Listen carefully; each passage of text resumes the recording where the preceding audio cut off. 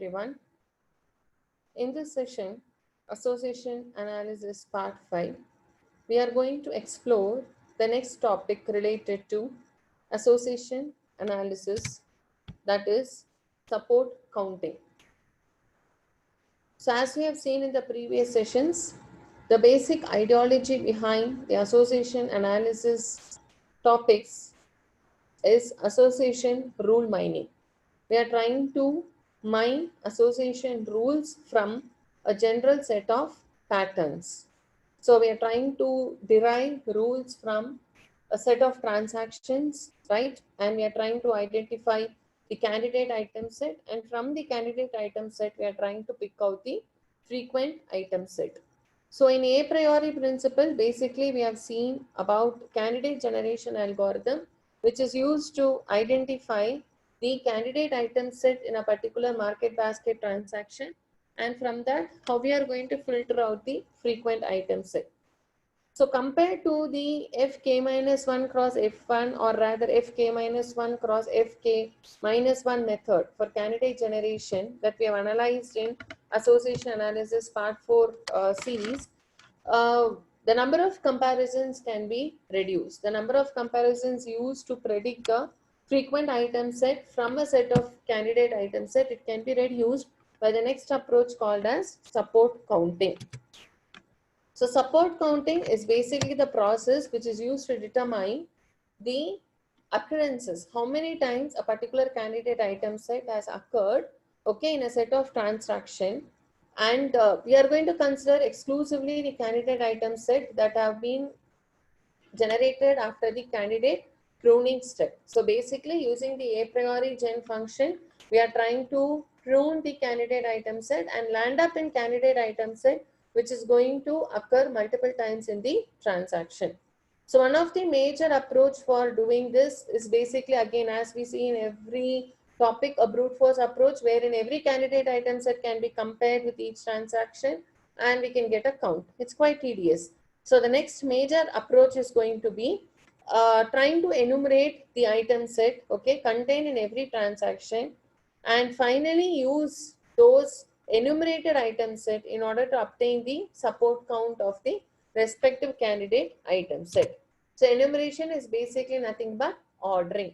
Please bear in mind, enumerating is basically trying to order the candidate item set in a particular fashion. So I have just provided a diagrammatic representation on this slide on the right hand side, which provides a systematic way for enumerating the items in a transaction. It might be in a random manner. The items, for example, if you consider the items as 1, 2, 3, 5 and 6, these items can be placed in a random fashion in any transaction. But now we can try to figure out an ordering for the item.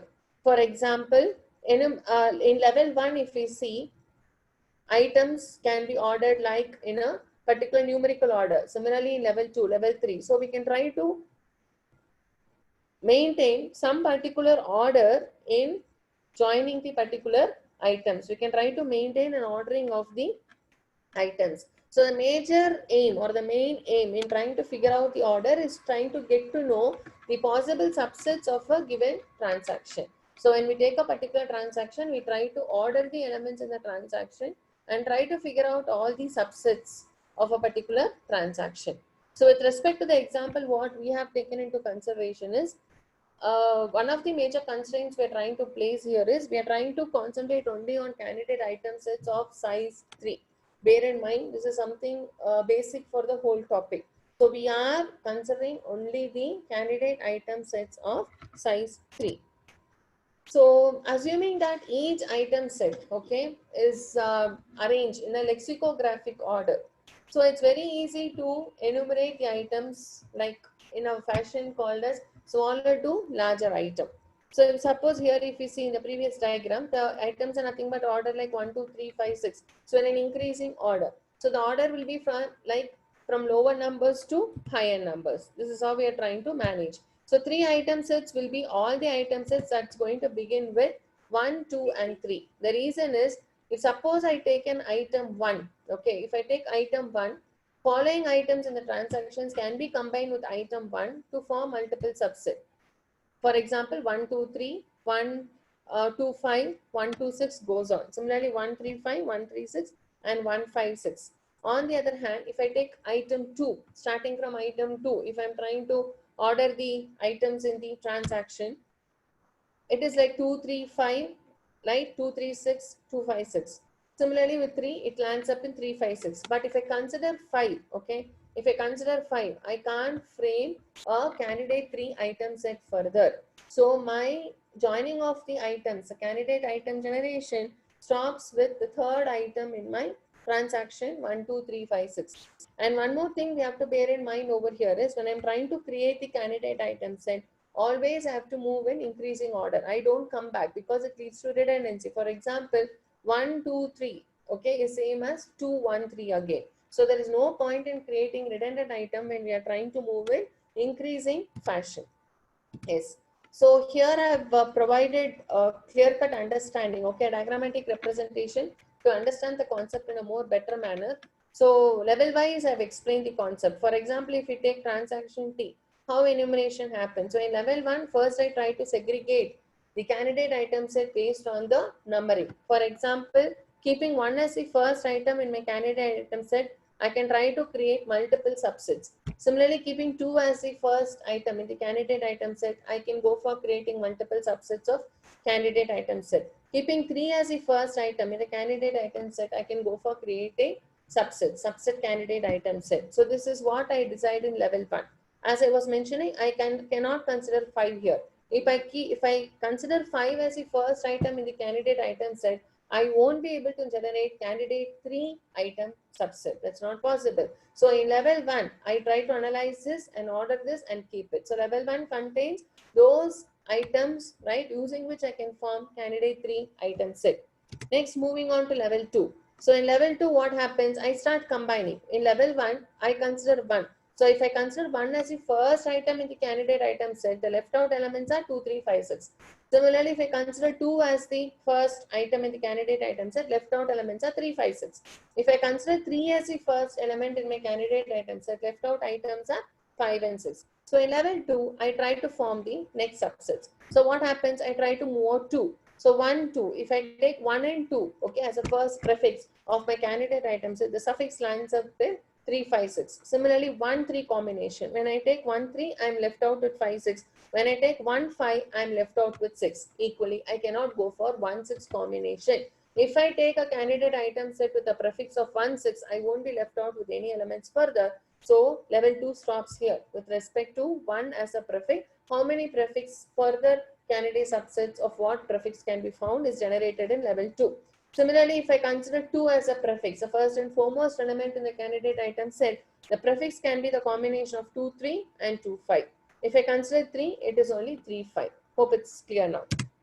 So gradually I will end up in level 3. So how does level 3 get generated? I start from level 2. Okay. So it's a combination of subsets wherein the prefix is going to be 1, 2. So using 1, 2 as a prefix, how can I go for joining the numbers? So 1, 2, 3, 1, 5, 1, 2, 5 and 1, 2, 6. Similarly, 1, 3, if I take as a prefix, it goes as 1, 3, 5, 1, 3, 6, 1, 5, 1, 5, 6. So like this, we can generate the enumerated candidate item set for a particular transaction. This is how we go in this approach, in support counting approach. So this is first and foremost, this way of enumerating is a way of forming the candidate item set. Till now, we have just tried to generate the candidate item sets of a particular transaction. So what is the next important idea is to find out how which candidate item sets are going to be frequent, for which we are going to make use of hash tree structure. So when we consider the hash tree structure, it is almost similar to the hash buckets. So we try to identify the frequently mapped items, and those combination we try to map it only to the specific bucket. For example, if you consider over here the items bread, milk and all these transactions with my frequent 2 item set, okay, with my candidate 2 item set, I have identified these are my frequent item set among the candidate 2 item set. So using this, I can go for creating my hash tree, the hash buckets. So this is how, for example, beer is put into one bucket, bread into another bucket and diapers into another bucket. So for this particular combination of candidate 2 item set, 3 buckets are more than sufficient in the hash tree. So next, when I go for forming candidate 3 item set, I can easily fix on the candidate item set to the respective buckets based on the prefix. For example, when I try to form a particular item set with bread as a prefix, automatically it gets hash to bucket 2. So number of comparisons goes very less here. So I'll be concentrating only on this, and it is easy for me to generate the frequent item set henceforth. So first and foremost, we have seen how we can go for enumerating and creating the candidate item set. Next, we have understood how hash tree has been created. So the third important topic is how are we going to perform the support counting using the hash tree. So when we see with respect to items, it is quite simple and easy for us. Here it's very simple and easy. We just see the hash buckets, but that is not the case when we go for a large transaction or numerous set of value. So here what we have to do is we have to go for generating a hash tree. We should know how we can generate a hash tree, so that when we trace a path of the hash tree, when we reach the leaf node for a particular candidate item set, okay, through the support count, through the number of paths we take in order to reach the leaf node, we get to know the support count, and through that we get to know whether it is a frequent item set or not. So in order to generate the hash tree, we consider, okay, this constraint. This is the function. This is a major thing which you have to understand now. So the function which is used to generate the hash tree is nothing but p mod 3. Any particular value mod 3. So whatever is a remainder, based on that remainder value, we are trying to place that particular item in the particular branch of the hash tree. For example, this is how my hash tree will get generated. I'm considering the first and foremost item, okay? For say, if the value is 4, okay, suppose a number or the candidate item, I'm talking about item here. So individual item within the item set. So if I'm taking a particular item, I'm dividing it by 3. So based on the remainder, that is what I took the example as 4. So 4 mod 3 is nothing but 1. Since the value is 1, it get hashed to the middle branch of the hash tree. So this is how an hash tree is being generated. From a particular node, we try to define the branches based on the function. What is the function we are considering? P mod 3. So based on the results of the mod, based on the results of the division. So what might be the results when any particular number is getting divided by 3? It can be 0, 1, 2 to the maximum. So 0, I am trying to match all the numbers which when divided by 3 gives the result as 0 to the left branch. All the numbers which when divided by 3 resulting in 1 to the middle branch, and all the numbers which when divided by 3 resulting in the remainder of 2 to the right branch. So this is how we can go for generating a hash tree. So this is just an example, a sample, a demonstration of how hash tree can get generated. Please analyze this and try to understand before getting into the actual concept of generating the hash tree. So I'm repeating once again, we are just considering p mod 3 as a function based on the remainder or the result. We are trying to choose the branch in the hash tree, and this function is applicable for each and every node in the hash tree. We shouldn't forget that. So I've taken few examples and I've explained over here. For example, 936 values, how is it getting hashed to? 871, what is the path? Everything. You can just analyze this for your understanding. So next, we are moving to the actual concept called as the support counting using the hash tree. So this is the concept, or rather the hash tree function which has been considered in the prescribed textbook. So the hash function again remains one and the same, that is HP, that the hash function is nothing but p mod 3, any item mod 3. But what about the values now? Here the branch values, the example what I took was a bit different. That was a sample for the hash tree I have shown. In this calculation, okay, we are considering the branches in this manner. It's a bit different. So the left branch, okay, contains all the remainder values of 147. The middle branch, when I try to divide an item by 3, okay, if the remainder is 2 or 5 or 8, it hashes to the middle branch. And when I try to divide a particular number by 3, okay, if the remainder is 0, it gets hashed to the right branch. So what happens here? P mod 3. P mod 3 means leftmost branch, okay, it lands up in remainder value 1, okay, and rightmost branch lands up in remainder value 2. And I'm sorry, I'll just repeat the whole thing now. So with respect to the hash function over here, left branch is nothing but all the items when divided by 3, it results in the remainder value of 1. Middle branch is all the items when divided by 3, it lands up in a remainder value of 2. And right branch is all the items when divided by 3 lands up in a remainder of 0. This is very important. So I'm just repeating: left branch remainder value of 1, middle branch remainder value of 2, and right branch remainder value of 0. So this is how the candidate hash tree gets generated. So 1, 4 or 7, it's very easy to identify now. See here, 1 moves on to the left branch, 4 to the left branch, 7 moves on to the middle, that is it comes over here to 1, it is left, okay, and for 4 left of 1, and 7 again it will move over here. So 1, 4, 7, everything will get totally hashed to the left branch of the candidate hash tree.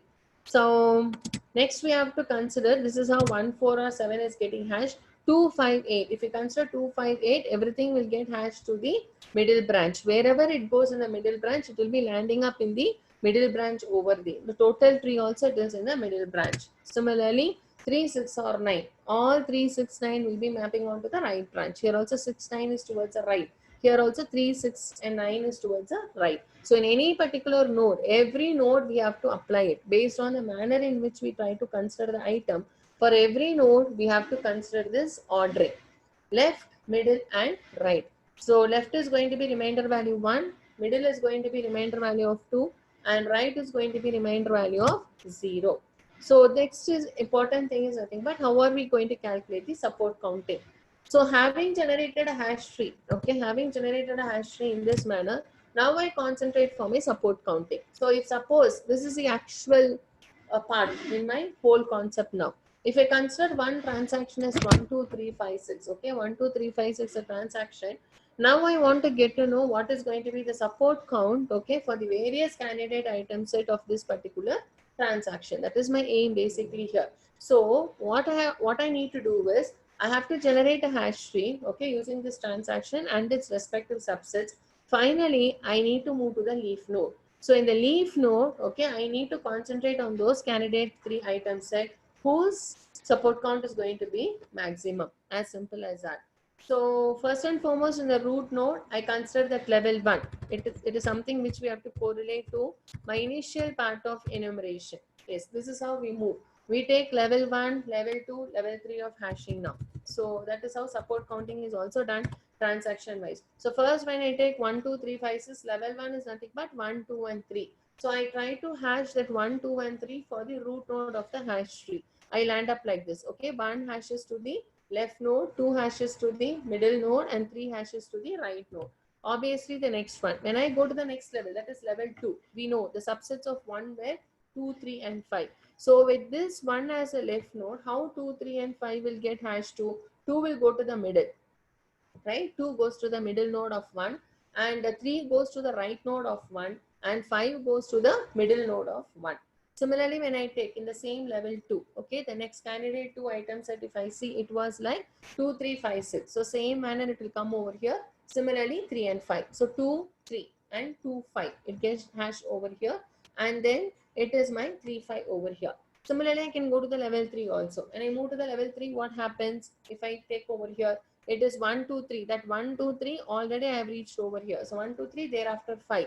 So 5 will be moving to the middle node and 6 will be moving to the right node over here. It is in the next diagram. Okay, it will be moving to the right node. So this is how stepwise, if you sit and trace it in the tree, you will get to know. So with this particular way of generating for the full transaction based on the various levels, I try to generate the hash tree. Finally, in the leaf node, I try to check the value. I try to increment the counter in order to reach it. How many paths I have taken, right? How many values are present over there? That is a counter value I try to increment. So when I increment the counter, I get to know those particular candidate items, that is 136, 125 and 356. These exclusive candidate item set has a higher support count. So that becomes my frequent item set. As simple as that. Okay. So the next topic is continued in association analysis part 6. Thank you.